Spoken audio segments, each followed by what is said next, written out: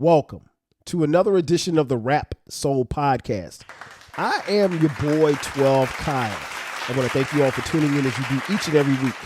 Again, this is the Rap Soul Podcast. This is the intersection where we have discussions about hip-hop, R&B, rap, and soul music, and artists from the 80s, the 90s, and 2000s. Simply put, this is the best music podcast that you've never heard until right now. Again, I want to thank you all for tuning in as you do each and every week. On this episode, what I want to talk about is rookies in hip hop. More specifically, the rookie year in hip hop and who would have been deemed the rookie of the year. Now, I know at some point in time, if you follow hip hop, some awards were given to what they would deem the rookie of the year. And I think the Source magazine and the Source Awards, the now defunct Source Awards, used to name a rookie of the year as far as like someone who was new in the game as far as hip hop is concerned. And it usually covered the artist from the time that we first heard them and their buzz leading up until their first album, and subsequently just up until their first album, and the release of their first album and the success of that particular first album, or albums. And so what's interesting is, I think when you start talking about who had the best rookies of the year candidates, you have really a mixed bag, but it's only within a certain window. And the reason being is that as you moved from the 90s, the mid to late 90s into the early 2000s, that was going to be your window. Because what happened after that, as you get into the early, probably mid 2000s, the advent of technology and the internet and the way that music was released, you got a chance to see artists more up close and personal, and you got to hear their music on a regular basis. And there was really no lead or build up to their catalog or who they became or who they were introduced as. And I'll use, for an example, Snoop Dogg. If you were around in the early 90s, you got a chance to see Snoop Dogg on the Deep Cover soundtrack with Dr. Dre. And then subsequently, he was featured on The Chronic. And I want to say both of those were in 1992. And then by 1993, Snoop's debut album Doggy Style comes out, and that's his run as far as like his rookie of the year time. And there was a huge buildup for Snoop, and I'll talk about that in a little bit. He's on this list that I'm going to provide to you. But yeah, so it's about that type of time. As you moved into the 2000s and from the mid 2000s on, you really didn't have that type of deal. You normally just got an artist and you got them, and there was no lead up as far as their music was concerned. So all of that brings me to today's topic, which I got from the homie King Germ from Pod and Saved Our Marriage podcast. Check them out. Check him and his wife, Queen Germ. They do a podcast called Pod and Saved Our Marriage. It drops every Friday wherever you get your podcast. He posted in our group chat on Instagram this meme that he saw, and I think he got it from this site called The 90s Though. THEE 90STHO. That's how you spell it. It's called The 90s Though. And he follows them, I guess, on Instagram, or maybe he just cut and pasted. But in the meme, it gave the top 10 rookie of the years in hip hop. And so I want to share with you guys this particular meme and then have some discussion about it. I can't really say if it's right or wrong. I think most of the participants they have on here are solid. Where you place them is up for debate. So with that being said, let's get to it. At number 10, Mase, 1997. Now, if you're familiar with Mase, right now is a pretty well-known podcaster. But before he was being a podcaster with his boy Cam, Mase was known as Murder Mase, and then subsequently Mase from Children from the Corn group, crew, I should say. And then, subsequently his release on Bad Boy. He was Puff's right-hand man, particularly after Biggie died in 97. Mace had a really big lead up. He was featured on quite a few songs up until his debut album Harlem World dropped that particular year. So, Mace at 10, I think that's pretty safe to put Mace there. Number 9, Jeezy, 2005. Man, listen, Jeezy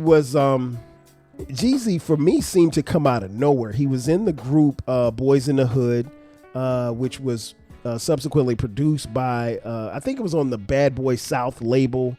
But I remember him being in the group, and I remember hearing the Boys in the Hood. I think it was a mixtape, but to me, I don't think Jeezy stood out. I think Jody Breeze was better, at least to me he was, on the mixtape. But by the time Jeezy gets his solo thing going, he teams up with a young Gucci Mane, and they produced the hit Icy, which is still one of my favorite joints from Jeezy. And then that leads to Jeezy's debut album, Thug Motivation 101. Crazy album. I mean, listen, Jeezy was one of those ones that literally and figuratively put this city of Atlanta, which is where I live, on his back. So shout out to Jeezy. I got no problem with him being at number 9. Number 8, Nelly, 2000. I'll be honest, this is a little bit of a head scratcher for me because I don't necessarily remember Nelly's lead up. Now when he hit the ground running. I just don't remember a lead up or build up for his music. I do remember his debut album, Country Grammar, and him and the Lunatics, and they were coming out of St. Louis, which up until that time really didn't have a lot of national hip hop recognition. I mean, like, we always knew that hip hop was very viable in the city of St. Louis, and they had some artists, but nobody that I can think of off the top of my head that broke nationally and was really, really big. So Nelly had a certain look with the Band-Aid under his eye. He had a certain sound. He's from the Midwest, and so it was popping. And so when that album dropped, it caught on like wildfire. I'll be honest, I never bought the album. I don't think I ever heard Country Grammar all the way through, but I think that album went diamond, which means it sold like 10 million copies. So is he worthy of this list? Yes. I don't know that I would necessarily have him at 8, but you can argue with that. Coming in at number 7. Number 7 is Lauryn Hill, 1998. Now, this one I can make a case that her rookie year isn't 1998. 1998 is the year that she dropped her solo album, The Miseducation of Lauryn Hill. But it's not her rookie year. Keep in mind, Lauryn Hill had already been on the first Fuji albums, which was called Blunted on Reality, and then their second album, which was their smash, The Score. So technically, she's really not a rookie at this point. I mean, and if we want to be honest, if we're keeping it 1,000, by the time The Score comes out and by the time Lauryn Hill drops The Miseducation of Lauryn Hill, she's a household name. So I don't really, her rookie year isn't 1998. She's by 1998, she's a veteran. So I could make a case that she shouldn't be on this list. At least not for these particular years. Now, if you want to count when I think Blunted Reality, I want to say came out in 95. If you want to count that and you want to count The Score, okay, maybe she makes the list and maybe she's a little higher or a little low. I don't know. But no, you can't. For 98, by 98, Lauryn Hill is not a rookie anymore. She's a vet. Number 6, Kanye West, 2004. I think you can make a case that he definitely should be on this list, and I think you can make a case that he could be right here. Kanye at that particular time was known for his production more so than his rapping. But by the time, his debut album, The College Dropout, comes out, he's on a lot of different songs on Rockefeller. He's producing and he's building up a name. And what's interesting is, like, I always go back to the fact that Jay-Z and Dame Dash didn't think of Kanye as an MC. They saw him as a producer, and the ultimate plan was that if they had to, they would just put a Kanye album out and let other Rockefeller members rap over it with him, just to save the songs, because they didn't really view him as a rapper. And Kanye's a pretty good rapper. Now, full disclosure, I don't like Kanye, at least not anymore. But that early Kanye, yeah, I love Kanye. The first 3 albums, I mean, you could make a case that he had one of the best 3 album runs ever.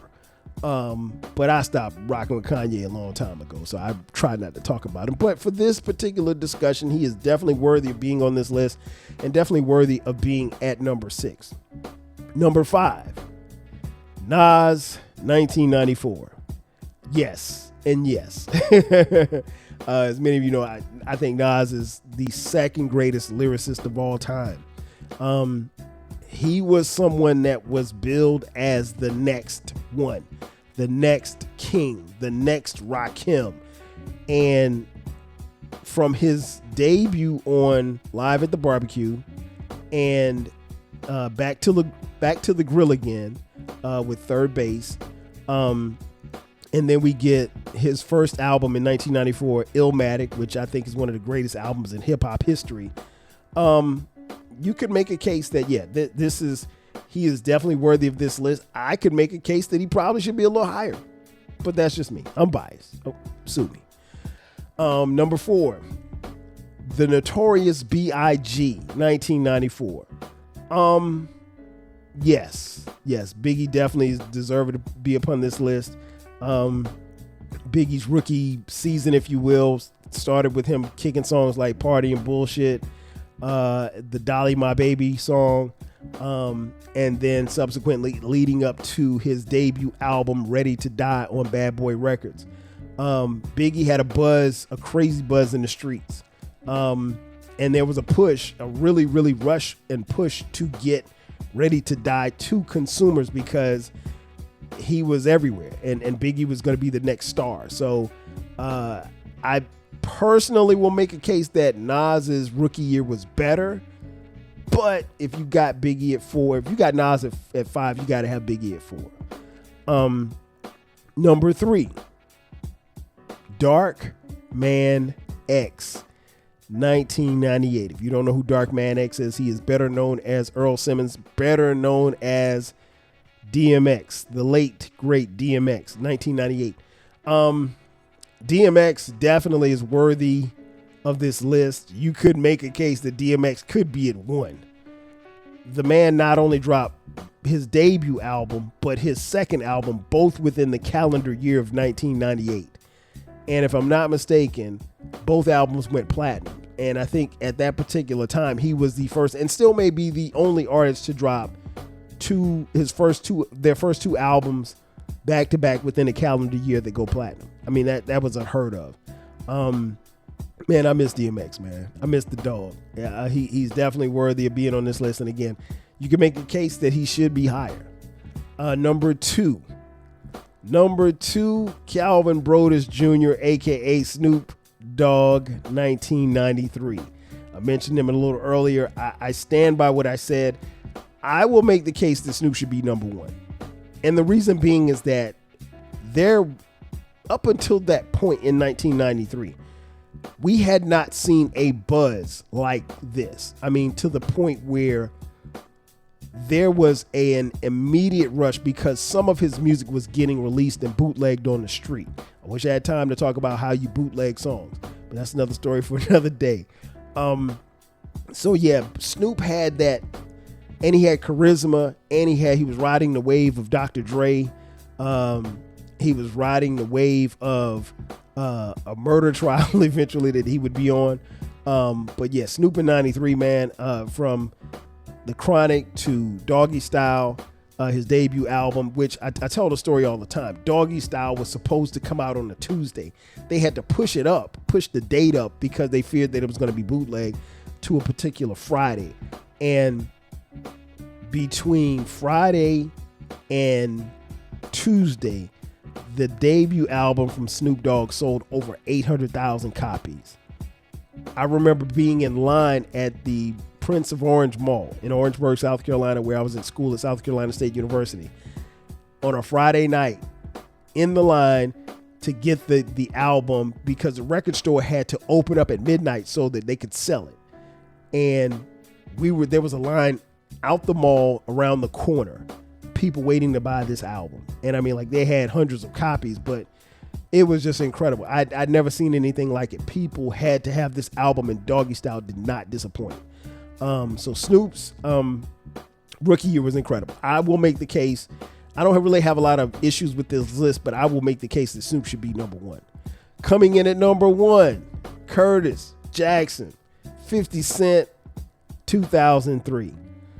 Listen, if Snoop's buzz was here, 50 Cent's buzz was just slightly below it. I mean, there was not anybody hotter than 50 Cent. He was, and the great thing about 50's rookie year was that he benefited from the internet. He was one of the first to benefit from the internet because we were able to get his music. We were getting it on the internet, and his mixtapes, his songs on mixtapes were hot. The legend, if you will, of 50 Cent had grown because he was this guy coming out of Southside Queens. He had been shot 9 times. He lived to survive it, and he could rap about it, and he could rap. And, you know, he was co-signed by Eminem and Dr. Dre. So, I mean, that was a marriage made in heaven. He could do no wrong. And by the time Get Rich or Die Trying comes out in 2003, it is everywhere. And when I tell you it's everywhere, it was everywhere. It was in February of 2003. I'll never forget it because it came out the same weekend as All-Star Game Weekend. And All-Star Weekend, the NBA All-Star Weekend was here in Atlanta. And you could not walk anywhere that weekend and not hear Get Rich or Die Trying, 50 Cent's debut album, bumping from someone in a passing car. 50 Cent's rookie year was incredible. I will maintain that Snoop would be a little bit higher because I think Snoop preceded that, and I think 50 got the benefit of having the internet, where Snoop probably got the benefit of word of mouth. But taking nothing away from 50. 50's run was crazy, and his rookie year was insane, and he followed it up with an incredible album, an incredible debut album at that. So, like I said, most of the people, with the exception maybe of Nelly, I can make a case for Nelly. I can't make a case for Lauryn Hill, and I love Lauryn Hill. Y'all know how I feel about L Boogie. So, of everyone that's on this list, number 10, let me go back through it again. Number 10, Mace. Number 9, Jeezy. Number 8, Nelly. Number 7, Lauryn Hill. Number 6, Kanye West. Number 9, Nas. Number 4, the Notorious B.I.G., a.k.a. Biggie Smalls. Number 3, DMX. Number 2, Snoop Dogg. And number 1, 50 Cent. Again, I can make a case that Lauryn probably shouldn't be there because Lauryn's rookie year does not include 1998. Lauryn's rookie year is probably a lot sooner than that. But other than that, it's not a bad list, and I got to shout out King Germ for posting it into the group chat. I will leave it here for you all to decide. Hit me up in the comments on YouTube. Hit me up on Spotify where you can leave a comment. Wherever you can leave a comment, I would love to hear your feedback. Let us know, did they get this right? Again, I don't know who the 90s though is, but you know, this is a pretty solid list, and of most of the lists that we normally see, this one's actually pretty solid, so you can't complain about that. Ladies and gentlemen, that's going to do it for me. Thanks again for checking out this edition of the 12 Kyle podcast. Excuse me. That's going to do it for me. Thanks again for checking out this edition of the Rap Soul podcast. Be sure to subscribe to the podcast. We drop new episodes every Monday and every Friday at midnight. If you haven't done so already, hit us up. We're on YouTube. You can follow it and subscribe there. Again, this is the best music podcast that you've never heard until today. Hit us up on social media, Rap Soul Podcast, 12 Kyle across the board. If you want to contribute to the podcast financially, hit us up on Cash App, $TWELVEKYLE. Also, don't forget about the flagship station, the 12 Kyle podcast. We drop new episodes there every Thursday and every Sunday at midnight. You can find that podcast wherever you're listening right now. Again, ladies and gentlemen, that's going to do it for me. Thanks again for checking out this edition of the Rap Soul Podcast. I am your boy 12 Kyle. I'll catch you guys next time. 5,000. Yeah.